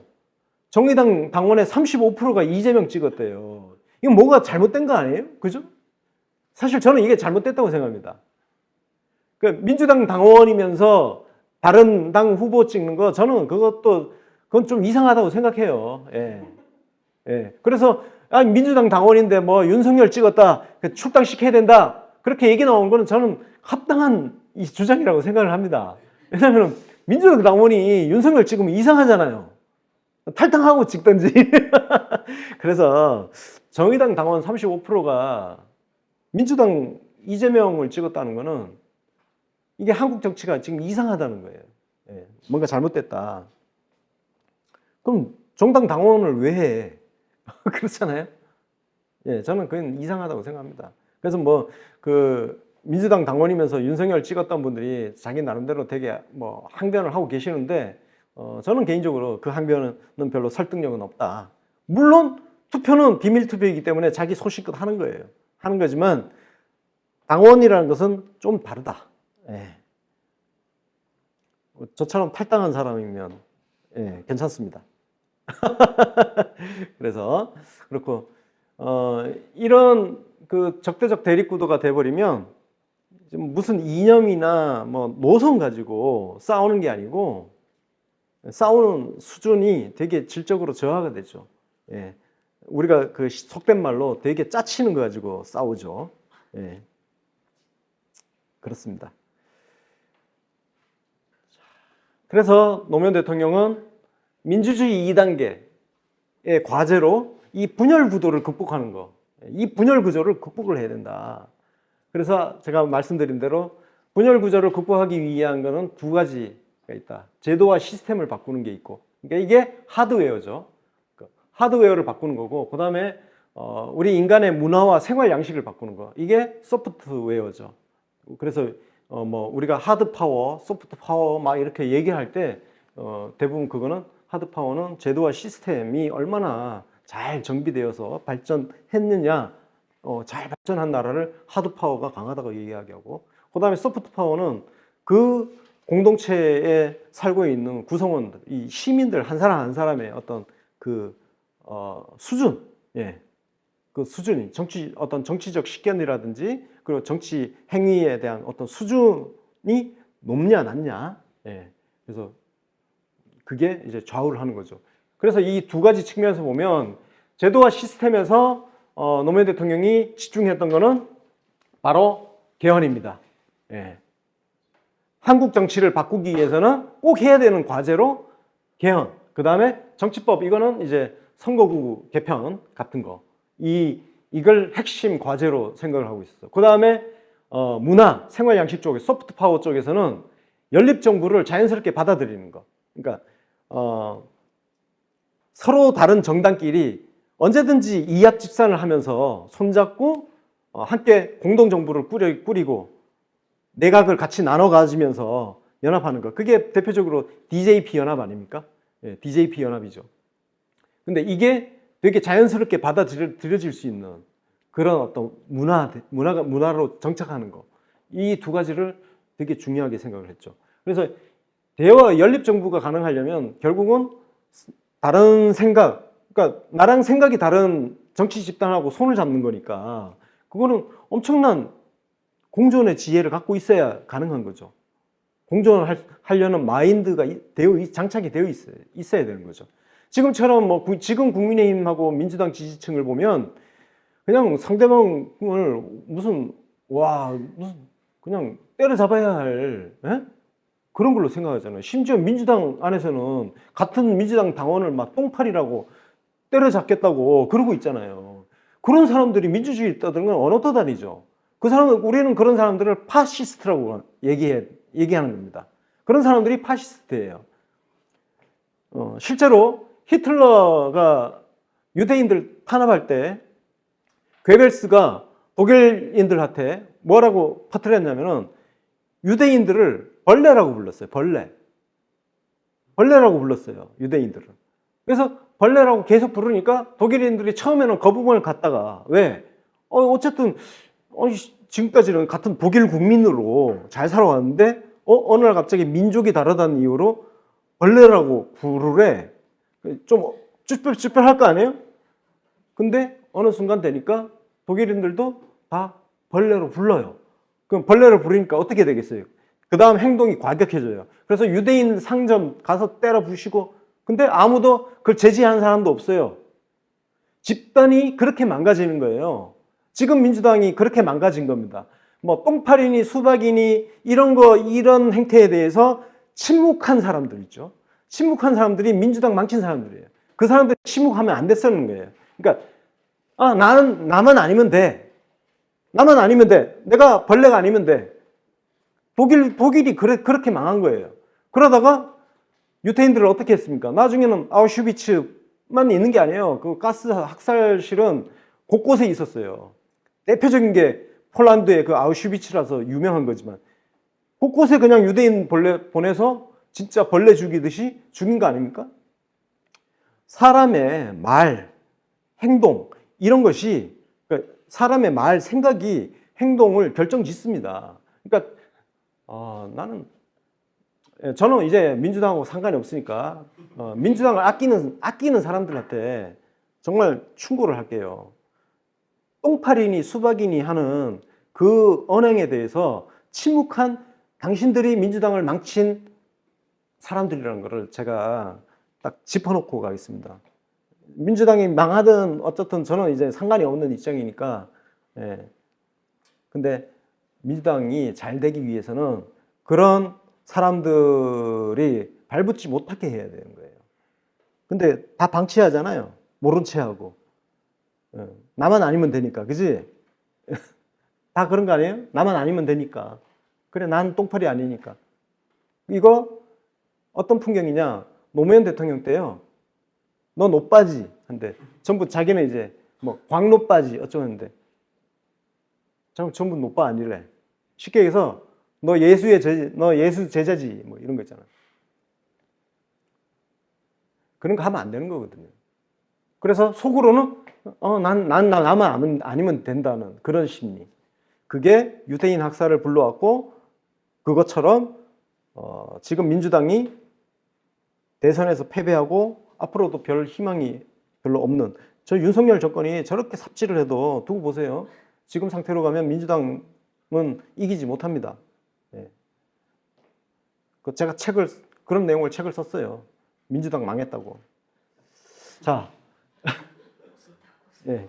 그래서 이런 2단계 과제를 극복을 해야 3단계로 갈 수 있다는 거예요. 그래서 노무현 대통령이 어떻게든 3단계를 가보려고 2단계 이 과제들에 초집중을 한 5년을 보낸 거예요. 그래서 노무현 대통령이 그렇게 말씀하셨죠. 정치를 바꿔보겠다. 내 꿈은 정치를 바꾸는 건다. 그래서 나중에 회고록에서는 그렇게 자책을 하시죠. 내가 불가능한 꿈을 꾼 거 아닌가. 나의 잘못은, 내 실수는 정치를 바꾸겠다는 욕심을 부렸던 게 아닐까. 좀 좌절감이죠. 그래서 제 대통령께서 살아계셨다면 제가 대통령님 그렇지 않습니다. 대통령님처럼 그렇게 정치 자체를 바꾸려고 노력하는 사람들이 있어야 정치가 바뀌죠. 아무도 그렇게 노력하지 않으면 정치가 계속 이 모양 이 꼴로 가는데 결코 꾸어서는 안 될 꿈을 꾼 게 아닙니다. 라고 제가 말씀을 해드리고 싶은데 돌아가시고 안 계셔가지고. 예. 자, 그래서 노무현 대통령이 링컨을 벤치마킹을 한 거예요. 예. 제가 지난 시간에 말씀드렸지만 대선 출정식이 공식 명칭은 노무현이 만난 링컨 출판 기념회였다는 거. 이건 되게 의미심장한 부분입니다. 예. 자, 이거 제가 그냥 쓴 게 아니고 이건 노무현 대통령께서 이런저런 뭐 인터뷰 한 거라든지 글을 쓴 거라든지 그걸 제가 요약 정리한 거예요. 예. 자, 링컨을 가장 높게 평가하는 건 뭐냐면 노무현 대통령이 평가하는 거는 전쟁을 해서라도 분열을 막아내는. 그러니까 전쟁을 하지 않는 한 이 남북 연방 분리는 막을 수가 없는 거예요. 진압을 해야 되는 거야. 쉽게 해서 분열 세력을 진압을 해야 통합이 되는. 그래서 되게 온건한 수박 소리를 수박 소리 들어야 할 정도의 그런 성품을 가진. 그리고 엄청난 그 자비심과 관용 인내를 갖고 있는 링컨이 과감하게 전쟁을 결심하는 거. 저는 노무현 대통령이 이 부분을 되게 높게 평가를 합니다. 예. 부산일보 인터뷰인가 뭐 하여튼 어디 그 언론사 인터뷰에 이 내용이 나옵니다. 그리고 어쨌든 노예제 폐지를 제도화 시켰다는 거예요. 그게 바로 수정헌법 제13조. 지난 시간에 말씀드렸던 수정헌법 제13조에 못을 딱 박아버렸다는 거. 이건 뭐냐? 되돌릴 수 없는 거예요. 이게 제도화 시스템입니다. 그러면 사람들은 그 문화로 뒤따라가게 되는 거예요. 예, 따라가요. 왜? 법으로 이미 강제를 했으니까. 그래서 양쪽 공격을 엄청나게 받으면서 어쨌든 제도화를 이뤄냈다. 그리고 또 하나는 뭐냐면 분열을 극복하기 위해서 정계 개편을 시도합니다. 정계 개편은 지난주에 제가 잠깐 말씀드렸지만 이 노예제 문제를 가지고 엄청난 강경파들이 있었어요. 지금 당장 폐지해라. 에? 공화당 안에. 그 사람들 나중에 결국 떨어져 나가서 당을 따로 만들어서 대선 따로 출마합니다. 그러니까 링컨 대통령이 처음 당선됐던 1860년 선거에서 당선됐을 때, 이겼을 때, 그때 사파전으로 치러졌어요. 그 사파전으로 치러진 이유가 뭐냐면 그 강경파 한쪽이 떨어져 나간 거예요. 후보를 따로낸 거예요. 지금 당장 노예제 폐지해야 된다. 그러니까 그 선거가 되게 위험했겠죠. 왜? 분열된 거 아닙니까? 근데 어쨌든 링컨이 이겼죠. 근데 이제 재선을 앞두고 또다시 강경파한테 엄청난 공격을 받았어요. 예. 지난 시간에 조금 설명드렸지만, 그래서 링컨이 딱 생각한 거예요. 저 강경파들하고는 계속 같이 가기 힘든 거 아닌가. 그러면 이참에 당을 좀 바꾸자. 그리고 그럼 거기 그 강경파가 이제 강경파하고 결별을 한다 그러면 새로 또 누군가하고 손을 잡아야 될 거 아니에요. 그게 누구냐? 민주당 쪽의 온건파예요. 예. 민주당이지만 연방 분리에 동의하지 않았던, 그래서 그게 지난번에 말씀드렸던 그 더글라스 의원 같은 그런 사람들을 한편으로 끌어들이는 거예요. 그래서 국민통합당이라는 당, 그러니까 공화당이 아니에요. 예, 다 그냥 링컨은 무조건 공화당, 그게 아니고 재선할 때는 당명을 바꿉니다. 그래서 전당대회 딱 해가지고 공식으로 이제 외부 세력 수혈하고 해가지고 국민통합당이라는 당으로 당명을 딱 개정해서 바꿔서 재선 나가서 승리를 하게 됩니다. 노무현 대통령이 이걸 그대로 다 따라했어요. 네. 자, 그래서 뭐 지난번 거 살짝 복습. 이게 제도와 시스템 개혁이라는 거. 결국은 노예 해방 선언. 이건 링컨 대통령이 직접 쓴 겁니다. 이건 뭐 미국의 거의 뭐 문화재급이죠. 그래서 이 제도와 시스템 개혁하는 거. 그다음에 요거 전쟁에 승리하고 나서 이 조건들 엄청나게 그 강경파들한테 욕을 먹었던 이게 말이 되냐? 쉽게 해서 적패들을 이렇게 용서해서 되겠냐 하는 그 강경파들 비난을 꿋꿋하게 견디면서 관용의 정신을 보여줬던 거. 이게 바로 소프트웨어 측면의 개혁이죠. 노무현 대통령이 이런 것들을 되게 부러워했던 겁니다. 이게 정말 한국 사회에서 정말 필요한 문화다. 그래서 이게 나는 자비가 엄격한 정의보다 풍성한 결과를 낳는다고 믿는다. 이게 링컨 대통령이 강경파들한테 했던 말인데 이게 태도가 본질이다 하고 사실은 맥락이 다 있습니다. 예. 자, 링컨이 그럼 정계 개편을 왜 구상했느냐? 이거 노무현 대통령하고 오버랩 시켜서 보시면 됩니다. 전쟁이 이제 1961년 그때 이제 3월에 링컨 대통령이 취임을 하죠. 근데 취임하기 전에 이미 막 그 남부주가 막 연방 탈퇴를 하지 않습니까? 그리고 나서 링컨 딱 취임할 때 이미 남부에서는 남부연합 국가를 만들고 그 데이비스 대통령이 취임을 해요. 거기도. 그래서 결국은 전쟁이 이제 일어난 건데 전쟁이 한 2년 흘러가니까 북부에서 이제 전쟁이 지겨운 거야. 전쟁이 지겨우니까 야, 전쟁 이제 그만하자. 이런 의견이 계속 높아지는 거예요. 전쟁 반대. 이게 무슨 뭐 전쟁, 그러니까 어떤 반전 운동 이런 차원이 아니고 이제 지겹다 이거예요. 그리고 사람도 이제 너무 많이 죽고 하니까 야, 그냥 여기서 전쟁 그만하고 남부 그냥 인정해주고, 그 전쟁 그만한다는 거는 남북 따로 국밥을 인정하는 거거든요. 근데 링컨은 거기서 단호하게 반대를 하죠. 예. 그래서 일리노이, 오하이오, 위스콘신, 뭐 인디애나, 미주리, 이게 뭐 나중에 지도 보시면 이게 딱 전부 이제 북부 지역 있죠. 북부군, 연방군에 속했던 북부 지역의 이 서쪽 벨트입니다. 서쪽 그 중부 있죠. 중부 벨트에서 뭐 동부 이쪽, 하여튼 이쪽이 싹 전쟁 반대가 돼버린 거예요. 그러니까 심지어 폭동이 발생합니다. 폭동이 발생하고 뉴욕에서는 막 전쟁 반대 세력들이 시가지 점거하고 그 다음에 이제 흑인들 테러하는 상황까지 된 거예요. 왜? 사람들이 뭐라고 어떻게 생각했냐면은 이 전쟁이 흑인들 때문에 발생한 전쟁이라고 생각한 거예요. 그러니까 야, 저 흑인들한테 짜증이 나기 시작한 거야. 북부 사람들도. 그래서 흑인들을 테러하는 일이 발생하기 시작한 겁니다. 더군다나 여기에다가 이제 아일랜드계 이민자들은 남북 전쟁이 우리랑 무슨 상관인데, 이렇게 된 거야. 그러니까 아일랜드계는 그 미국 그 개척 시대 그 초기에 주로 되게 그 값싼 노동력, 그러니까 아일랜드계는 톰 크루즈가 나온 그 영화가 있어요. 파앤드 어웨이인가? 예, 있어요. 파앤드 어웨이 보면 아일랜드가 막 그 감자 대기근 때문에 막 수백만 명 죽고 정말 가난한 나라였단 말이에요. 그러니까 먹고 살려고 이제 넘어가는 거 아닙니까? 그래서 타이타닉호를 보면 타이타닉호 영화에서도 걔 누구죠? 되게 잘생긴 디카프리오. 걔가 아일랜드잖아요. 거기 주인공들이 아일랜드 출신들이에요. 네, 아일랜드 출신들이 또 미국으로 건너가는 거거든요. 그 정도로 아일랜드계가 굉장히 막 몰려왔는데 이 사람들은 이 전쟁이 왜 싸워야 되는지 모르는 거예요. 자기들하고 관계없는 전쟁인 거예요. 그리고 흑인 노예들, 흑인 같은 경우는 경쟁자야.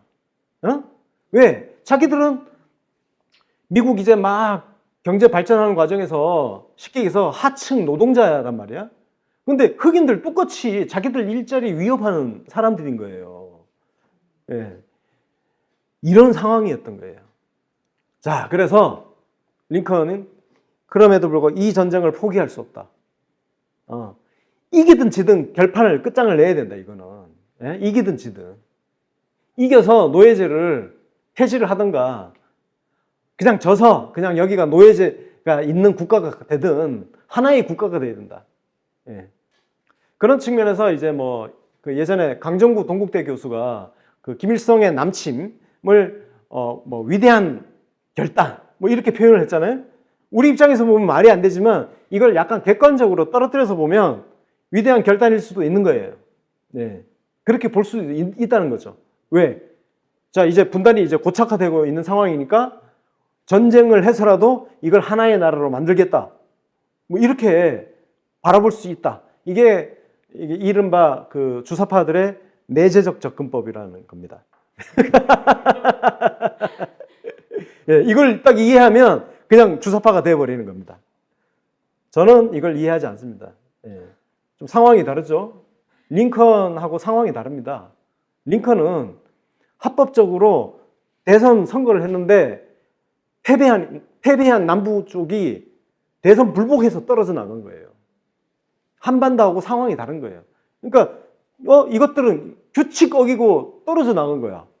대선 패배했으면 승복해야 되는데, 그리고 그 질서 안에서 뭐 싸우든가 해야 되는데, 의회 안에서 싸우든가 뭐 해야 되는데 별도의 국가 만들어버려? 이건 용납할 수 없는 거지. 그래서 이거는 진압을 해야 되는 상황이 된 거고, 남북 우리 한국의 6.25 전쟁은 그게 아니에요. 우리는 별개의 국가로 선거를 치러서 각각 정부를 수립했어. 그럼 별개의 국가로 평화롭게 존재하면서 그러면 앞으로 어떻게 합칠 건데? 라고 논의를 해야 되는 것이지, 그걸 가지고 전쟁을 한다? 그 전쟁 때문에 얼마나 많은, 그 전쟁 후유증을 지금도 겪고 있는 거 아닙니까? 적대감. 치유할 수 없는 적대감. 네, 그렇습니다. 그래서 이 링컨의 정계 개편의 결실물이 바로 국민통합다. 네, 그러면서 이렇게 설득을 합니다. 이 전쟁은 흑인을 위한 전쟁이 아니라 미국을 위한 전쟁이다. 그러니까 흑인들 테러하지 마세요. 그 사람들 때문에 우리가 이 전쟁하는 거 아닙니다. 이렇게 얘기한 거예요.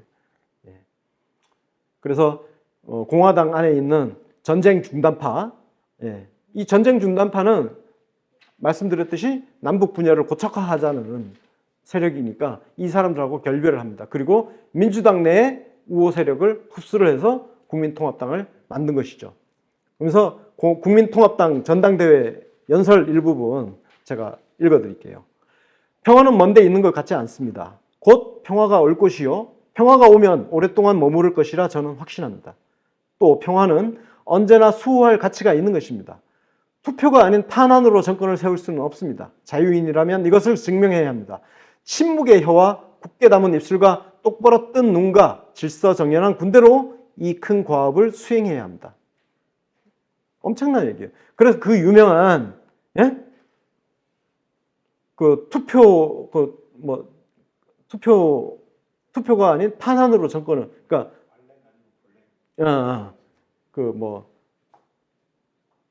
그거 대중적으로 쓰이는 그게 있는데 그게 여기서 나온 거예요. 예. 이 링컨의 이 연설.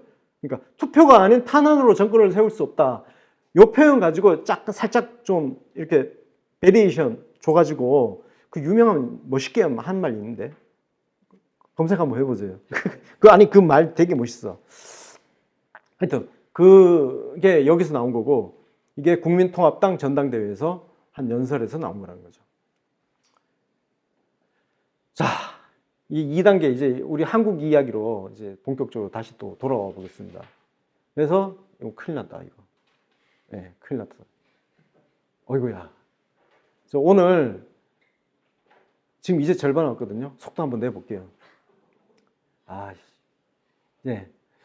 자, 노무현 대통령 말씀으로 시작을 하겠습니다. 2부. 자체 2부. 지난 수십 년 동안 친일과 반일, 용공과 반공, 독재와 민주 이런 서로 용납할 수 없는 가치들을 놓고 반드시 상대를 타도하지 않으면 안 되는 제로섬 게임을 벌여온 나라에서 이제 그 타도의 대상들이 없어져 버린 것이라고 생각합니다. 노와 사, 진보와 보수, 여와 야 모두 공존해야 할 가치와 집단들 사이에서 대화와 타협으로 갈등을 풀어나가야 할 시대가 온 것입니다. 지난날 우리는 민주주의를 열기 위해 목숨 건 투쟁이 필요했습니다.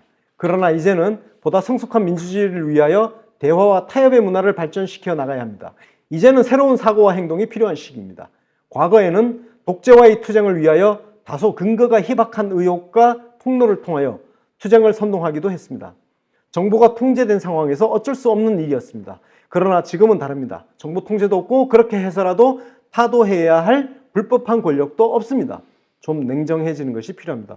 이 연설이 무려 1999년 7월 7일 국회에서 대정부 질의에서 한 발언입니다. 지금 오늘날 민주당 꼬라지를 한번 보십시오. 온갖 가짜뉴스와 음모론이 판치고 있어요. 자기들은 무슨 엄청난 정의를 구현하느냐, 엄청난 민주화 운동을 하느냐 행세를 하면서 그걸 그 과정에서 온갖 거짓말과 가짜뉴스, 음모론을 유포를 하면서 자신들의 싸움을 정당화를 하고 있어요. 1999년도에 대통령께서 이런 말씀을 해놨는데 지금 몇 년이 지났습니까? 23년 전에 23년이 지났어요. 근데 아직도 그 짓거리들을 하고 앉았어요. 한심합니다. 한심해요.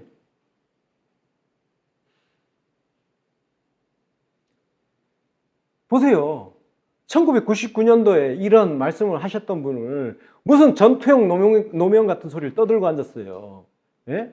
노무현 재단 저렇게 거대한 성전 지으면서 노무현 팔아서 예수 팔아서 거대한 대형교회 짓듯이 노무현 팔아서 거대한 성전을 봉화에도 짓고 종로에도 짓고 그러면서 노무현 대통령의 이런 말씀들 전파를 안 하잖아요.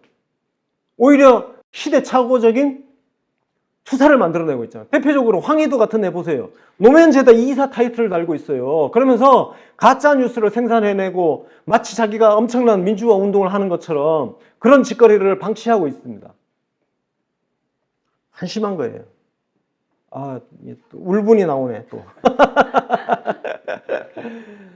제가 조금 더 벗어나려고 노력을 할 겁니다. 좀 더 이런 거에서 초연해지려고 합니다. 어차피 저도 패배자예요. 아직 승부는 아직 안 끝났지만 현재까지는 조금 더 벗어나려고 노력을 할 겁니다. 그래서 노무현 대통령은 링컨이 국민통합당을 만들었던 그런 정계 개편을 시도했듯이 그거를 그대로 벤치마킹을 해서 정계 개편론을 이야기를 합니다. 그래서 몇 가지 발언을 보면 보세요. 민주 세력, 개혁 세력, 통합 세력. 밑에도 보세요. 민주 세력, 개혁 세력 통합하는 정계 개편. 진보 안 나옵니다. 빨간 글씨 보세요. 민주개혁 통합 세력. 노무현 대통령은 일관되게 진보 세력을 이야기한 적이 한 번도 없습니다. 예? 한 번도 없어요. 무시해서가 아니고 가는 길이 다른 거예요. 노무현 대통령은 자기가 가는 길이 그거는 민주노동당이나 이런 그 정당들이 하면 되는 거고 내 역할은 거기에 있지 않다. 내 역할은 이렇게 양극화되어 있는, 분열되어 있는 이 정치를 통합의 질서로 만드는 거다. 자, 그래서 좀 더 가볼게요. 이렇게 구분합니다. 저는 개혁과 진보, 보수와 수구의 의미를 엄격히 구분해서 사용한다고 생각합니다. 구분했죠? 개혁과 진보. 그러니까 노무현 대통령은 자신을 개혁 세력으로 위치를 딱 잡고 있었어요. 그래, 진보는 니들이 민주노동당 꽃노래 열심히 부르세요. 예? 그래서 노무현 대통령이 그랬잖아요. 누구는 꽃노래 부를 줄 몰라서 안 부르는 줄 아니냐. 나도 그 꽃노래 부를 줄 안다. 그래, 니들은 꽃노래 열심히 부르세요. 나는 정말 세상을, 이 정치를 바꿔야 되겠다. 그래서 이 구분을 한 겁니다. 그리고 보수하고 수구도 구분을 해야 된다. 그러니까 노무현 대통령은 보수파에 있는 저기 한나라당, 뭐 신한국당 이쪽 저쪽 출신들 거기도 수구가 아닌 보수 세력이 있다. 그 사람들을 우리가 끌어들여야 된다. 그래서 노무현 대통령이 생각한 정계 개편이 그거예요. 링컨이 민주당의 더글라스를 끌어안고, 예? 그 더글라스가 링컨의 엄청난 정적이었는데 링컨의 그 전쟁을 옹호하는 연설을 하고 다니고 하는 그 그림을 노무현 대통령 역시 꿈을 꾸었던 겁니다. 그래서 요약하면 진보 세력은 노무현의 정계 개편 통합 대상이 아니었다. 그리고 노무현은 보수 세력을 배제하지 않았다. 이걸 구체화한 게 2002년 4월 29일 이게 이제 대선 후보 확정된 뒤에 계속 정계 개편 이야기를 합니다. 네. 그러니까 열린우리당 창당이라든지 이런 건 뭐 이건 뒤에서 말씀드릴게요. 그래서 이렇게 얘기하죠. 인위적 정계 개편이나 의원 빼내오기 등 무리한 정계 개편은 추진하지 않을 것이다. 국민들에게 한국 정치 변화의 역사적 당위성을 설득하고 정치권에 제시할 것이다. 그래서 원래 6월 지방선거에서 이렇게 그 전에 이제 하려고 했는데 지금 뭐 노무현 대통령 구상대로 상황이 잘 안 됐던 거예요. 예, 안 돼서 그런 말씀을 지금 하시는 겁니다. 그 결과물이 뭐냐? 네, 이거예요. YS 시계 사건이 이런 맥락에서 터진 겁니다. 네. 그러니까 YS를 찾아가죠. 찾아가서 시계 보여주고 이게 뭐냐? 민주세력, 개혁세력, 통합세력. 이 세력을 하나로 뭉치는 정계 개편을. 그래서 여기에 뭐 막 길어질까봐 쓰지 않았는데 그래서 2002년 6월에 지방선거가 있었어요. 그때 부산시장 후보를 누구를 내보낼 거냐 그걸 가지고 노무현 대통령이 이때 YS 찾아가서 안을 주고 왔어요. 무슨 안이냐? 후보를 3명을 거명합니다. 문재인, 한의원, 그리고 YS의 최측근이었던 박종웅. 이 3사람 중에 1명을 찍어 주십시오 하고 YS한테 그 3명 명단을 제시해놓고 옵니다. 이 시계 사건 때. 근데 YS가 답을 안 하죠. 예, 답은 안 했고 대신 이제 뭐 박종웅이라든지 이런 사람들은 되게 우호적으로 했고 실제로 나중에 YS는 공개적으로 손을 잡지는 않았지만 그 YS 사람들은 약간 이제 분열이 돼가지고 이쪽으로 넘어온 사람들이 있습니다. 박종웅도 약간 그런 쪽이고 한의원도 마찬가지고 그 다음에 그 김기재인가 뭐 있어요 또. 예. 좀 자꾸 고유명사가 자꾸 생각이 안 나서 내운동을 좀 해야 돼. 예. 이게 계속되면 치매가 되겠죠. 예. 자, 그래서 그러면 여기까지 오면은 링컨의 국민통합당과 노무현의 열린우리당이 뭔가 약간 비슷한 느낌 들죠. 그러나 열린우리당은 조금 다릅니다. 이 열린우리당 창당은 노무현 대통령은 반대했던 아니에요. 뛰쳐나가서 새로운 당을 만드는 거를 반대했고, 민주당 안에서 민주당을 90점으로 해서 민주당의 기득권을 버리고 제 세력 다른 정당과 신설합당하는 뭐 그런 식으로, 아니면 링컨 방식대로 새로운 당명을 만들고 외부 세력을 끌어들여서 당명을 바꾸는 뭐 이런 형태를 노무현 대통령은 생각했어요. 근데 누가 열린우리당 창당했냐? 정동영이에요, 정동영. 예. 정동영은 지가 대장 먹고 싶어서 열린우리당 창당한 거예요. 개혁을 앞세워가지고. 그리고 동교동계 완전히 어느 날 갑자기 지가 동교동계 등이 없고 정계에 입문했는데, 예를 들어서 이런 게 빨리빨리 나와야 되는데 시간 안 잡아요. 아니, 패스. 예. 나중에 누구예요? 권노갑 배신 때리잖아요. 심지어 권노갑이가 정동영 그 최고위원 선거 나왔을 때 후원금 돈도 1,000만 원 주고 그랬는데, 나중에 몇 달 지난 뒤에 막 권노갑 막 칼질을 엄청나게 해버렸던 게 정동영입니다. 예. 배신의 유전자는 그 정동영이 지금 돌고 돌아가지고, 예? 국민의당 갔다가 중간에 또 공천 못 받는다고 또 탈당해가지고 무소속으로 어머니 정동영입니다 하고 전주 내려가가지고 무소속으로 당선돼가지고 했다가 다시 들어왔다가 국민의당 안철수 따라서 국민의당 갔다가 안철수랑 싸움 나가지고 민주평화당 해가지고 또 거기서 당대표 먹고 하다가 돌고 돌아서 지금 민주당 상임 고문하고 있죠. 미친, 지금 민주당은 무슨 정당이에요? 나 진짜 무슨 저런 잡탕 정당이 있는지 모르겠어요, 진짜.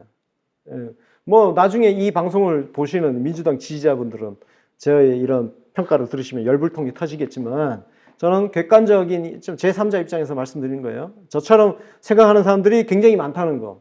그러니까 저 같은 사람하고 싸우려고 하지 마세요. 예, 표 안 갑니다. 저는 표를 쥐고 있어요. 예.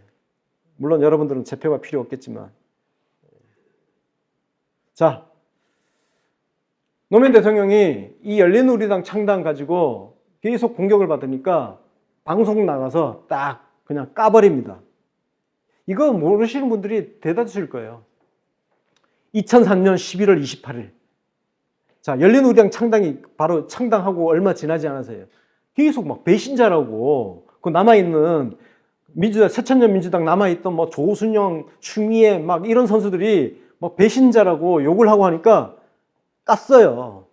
나한테 대선 후보 시절에 민주당을 발전적으로 해체하라는 공약을 종용한 사람이 바로 이 오타네요. 조순현이 아니고 조순형 대표와 추미애 의원이었다.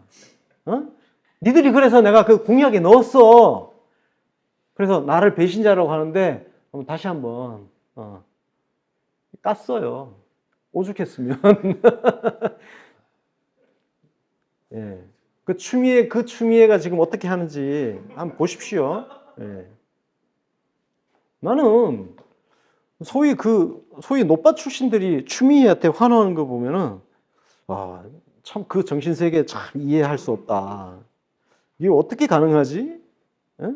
그건 마치 김대중 대통령한테 환호하면서 전두환한테 환호하는 그런 느낌. 약간 그래요. 예. 되게 분열적인 행태라고 저는 생각합니다.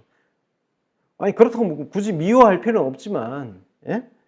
그 뒤에 이제 미워할 일이 있으면 미워하는 거고, 그 뒤에 같은 편이라면 굳이 욕을 안 할 수는 있지만, 우쭈쭈 하는 거는, 저는 옆에서 이렇게 보면서 저 사람들 약 먹었나.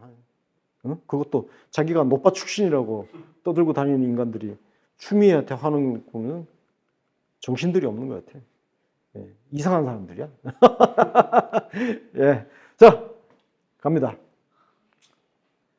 2002년 12월 26일 대통령 선거에서 이기고 난 다음에 죄송합니다. 오늘 그래도 지금 빨리 지금 제가 진도 많이 빼가지고 27페이지까지 왔습니다. 그래서 선거에 승리한 직후에 중앙선대위 당직자 연수회에서 세 가지를 제안을 합니다. 개헌, 연정, 선거제도 개편. 이게 노무현 대통령의 필생의 과제인 거예요. 그냥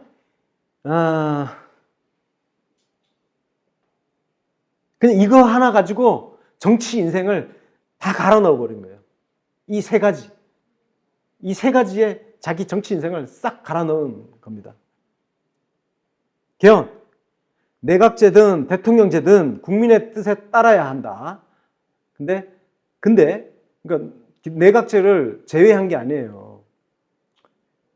대통령제가 채택이 된다면 2007년 이전에 개헌 논의를 끝내야 된다.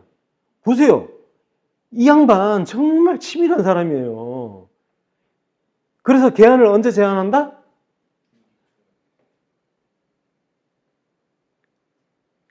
2007년 1월에. 2006년 1월. 2007년 1월. 원래 이게 그 전에 내려고 했는데 계속 기다리다가 안 하니까 그럼 원포인트 이거라도 하자 하고 뒤늦게 내놓은 거예요. 그러니까 이 양반 스케줄은 이미 이렇게 짜져 있었던 거예요. 어느 날 갑자기 나온 개헌 제안도 아니고 오랫동안 숙성해 놨던 거를. 자, 그 다음에 연정. 지역구도 대결을 깨기 위해 대통령 권한 절반을 줄이더라도 무엇이든 양보할 생각이 있다. 이걸 민주당 당직자들 앞에 앉혀놓고 지금 얘기한 거예요. 연정을 하겠다고 얘기한 겁니다. 이미. 그러니까 대연정 제안도 어느 날 갑자기 뜬금없이 나온 게 아니에요.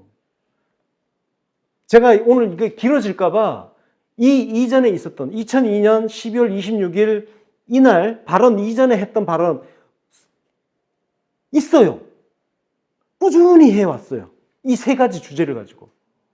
제가 길어질까봐 그걸 빼고 그냥 요것만 압축 요약해서 지금 제가 말씀을 드린 건데 이것도 갑자기 이날 얘기한 게 아니고 그전부터 계속 이야기해왔던 거예요. 다 계획이 있었죠. 된 게 하나도 없지만. 자, 선거제도 개편도 얘기해요. 그래, 나는 중대선거구제를 해야 된다고 주장하지만 좋아. 뭐 여기 동의 안 하는 사람이 있을 수 있으니까 중대선거구제 아니어도 좋다. 다만 지역구도 극복할 수 있는 대안 내놔라. 그리고 내 이거 협상을 제안하겠다. 그래서 연정과 선거제도 개편은 패키지로 제안을 한 겁니다. 그게 2005년이에요. 대연정 제안한 게, 사람들은 대연정만 생각하는데 그때 노무현 대통령은 이 두 개를 패키지로 제안한 거예요.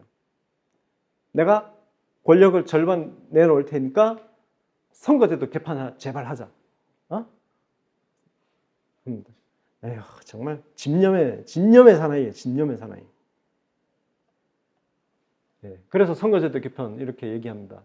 지역구도는 반드시 해소되어야 합니다. 내년 총선부터는 한 정당이 특정 지역에서 3분의 2 이상의 의석을 독차지할 수 없도록 여야가 합의해 선거법을 개정해 주시기 바랍니다. 이런 저의 제안이 현실화하면 저는 과반수 의석을 차지한 정당 또는 정치연합의 내각의 구성 권한을 이양하겠습니다. 대연정. 이게 언제 발언이냐? 2003년이에요. 2003년. 그러니까 2005년 대연정이 뜬금없이 나온 게 아니에요. 사람들이 이런 맥락을 이해를 못해서 그런 거지. 이게 2003년도에 열린우리당 만들었을 때 몇 석입니까? 열린우리당 만들었을 때 60석이 안 됐어. 56석인가 그래요.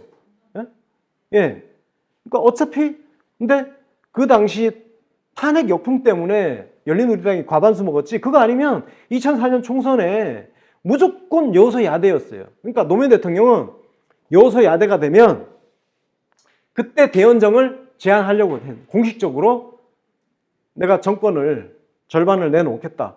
자, 그러니까 한나라당이 이제 과반수 먹는다고 이미 예상을 하고 있었어요. 그래서 한나라당한테 니들이 국정을 책임지고 끌고 가라. 사실상 권력을 막 넘기는 그런 거를 이미 제안을 하고 있었는데 그걸 나중에 후일담으로 대통령이 그러죠. 나는 그때 그렇게 생각하고 있었는데 아이고 이게 탄핵이 되고 역풍 때문에 열린우리당이 과반수가 돼버렸어. 그래서 이걸 말을 할 수가 없었다는 거야. 나는 그 카드를 그때 꺼내려고 했는데 이걸 말을 할 수가 없었다. 근데 또 열린우리당이 하나 둘 의석을 잃어가면서 이제 과반수 밑으로 주저앉고 하면서 그 다음에 선거 연전 연패 계속 깨졌잖아요. 그 뒤에 모든 보궐선거 23대 0으로 깨진 거 아닙니까? 그래서 그때 2005년도에 대연정을 제안을 한 겁니다. 예. 그래서 이렇게 된 거예요. 예? 이렇게 된 겁니다. 이게 2005년 7월입니다. 그래, 야, 다수 의석 쪽이 국정을 가져가는 게 그냥 대한민국을 위해서 그게 나은 거다. 사실 노무현 대통령은 엄밀히 말하면 내각제를 선호한 게 맞습니다. 그게 팩트 맞아요. 그래서 김종민 의원이 그 예전에 이제 내각제 이야기 그리고 이원 집정부제, 그러니까 정확하게는 이원 집정부제예요. 그 프랑스식의 이원 집정부제인데, 그래서 그걸 선호를 했었어요. 예. 그래서 대통령은 이제 외교라든지 그리고 굉장히 스케일 큰 국가 전략 수립하고 이런 거를 하고 내치는 총리가 알아서 그냥 다 하는 걸로. 그래서 이해찬한테 그 역할을 줬던 거죠. 실질적으로. 그 다음에 이제 문재인 대통령도 그걸 그대로 똑같이 한 거예요. 그래서 이낙연 총리한테 사실상 실권을 준 거죠. 그리고 외교에 집중을 했잖아요. 다 이 역사가 있는 겁니다. 족보가 있는 겁니다. 예, 안타깝습니다. 그냥 얘기하다 보니까 또 안타깝네. 그리고 이제 노무현 개헌론 4년 전에 이제 개헌하자. 드디어 이제 2007년 1월 9일입니다. 예, 개헌하자. 내가 이거는 해놓고 가야겠다. 이제 임기 이제 1년 남았는데 더 늦기 전에 지금이라도 하자 해서 했는데 반대 쭉 나오죠. 그 다음에 이제 일지를 한번 보겠습니다. 그래서 1월 10일에 헌법개정 실무추진단 구성을 했습니다.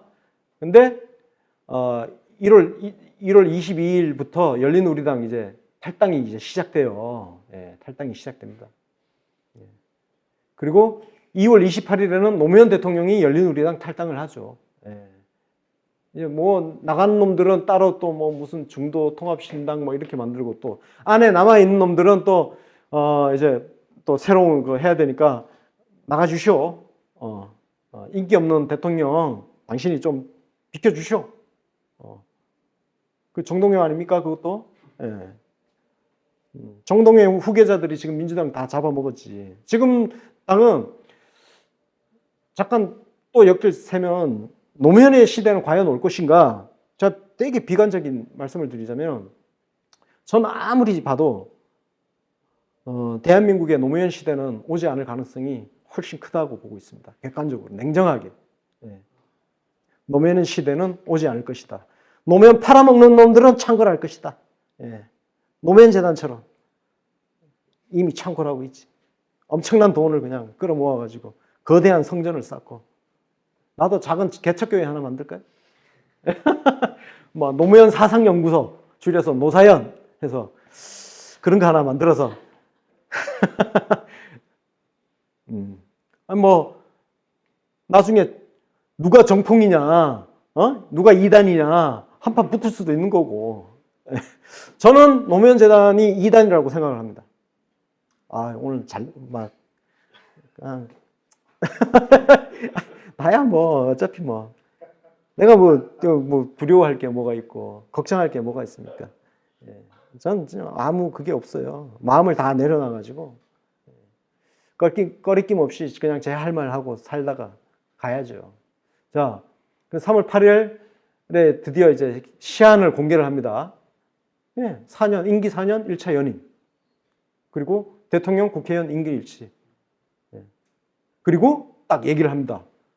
각 당이 개헌을 추진하겠다는 것을 대선 공약에 제시를 하면은 내가 개헌 발의 안 할게. 이 얘기는 나 이제 개헌 발의할 거야. 내 개헌 발의를 막을 생각이 있다면 뭘 내놔. 이거예요. 그리고 4월 2일에 한미 FTA 타결이 되고 대통령이 이때 되게 기분 좋아하셨어요. 그래서 대통령 지지율도 막 올라갑니다. 정동영 득표율은 노무현 대통령 지지율에 한참 모자랍니다. 예.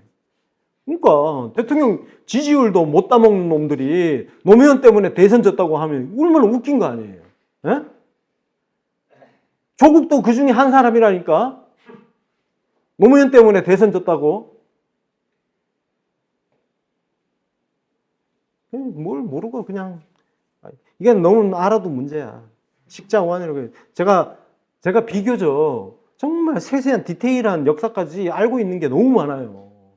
그래서 제가 지난 5년 동안, 문재인 정부 5년 동안도 제가 웬만한 정치인들은 성에 안 차가지고 제가 마음을 안 줬었습니다. 네.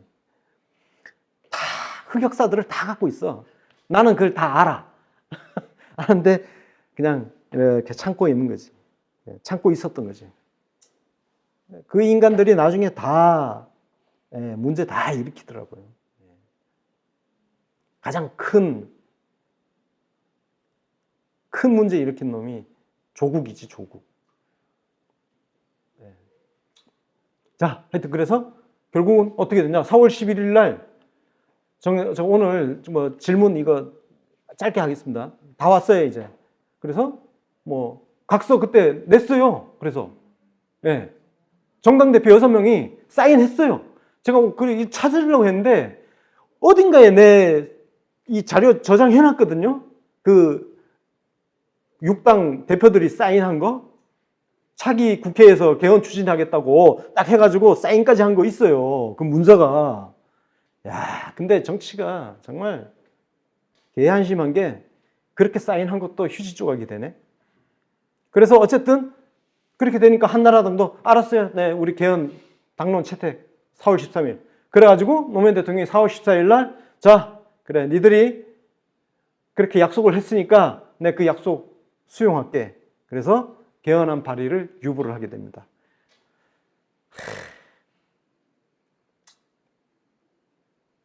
그래서 이거는 약간 그냥 해안이에요.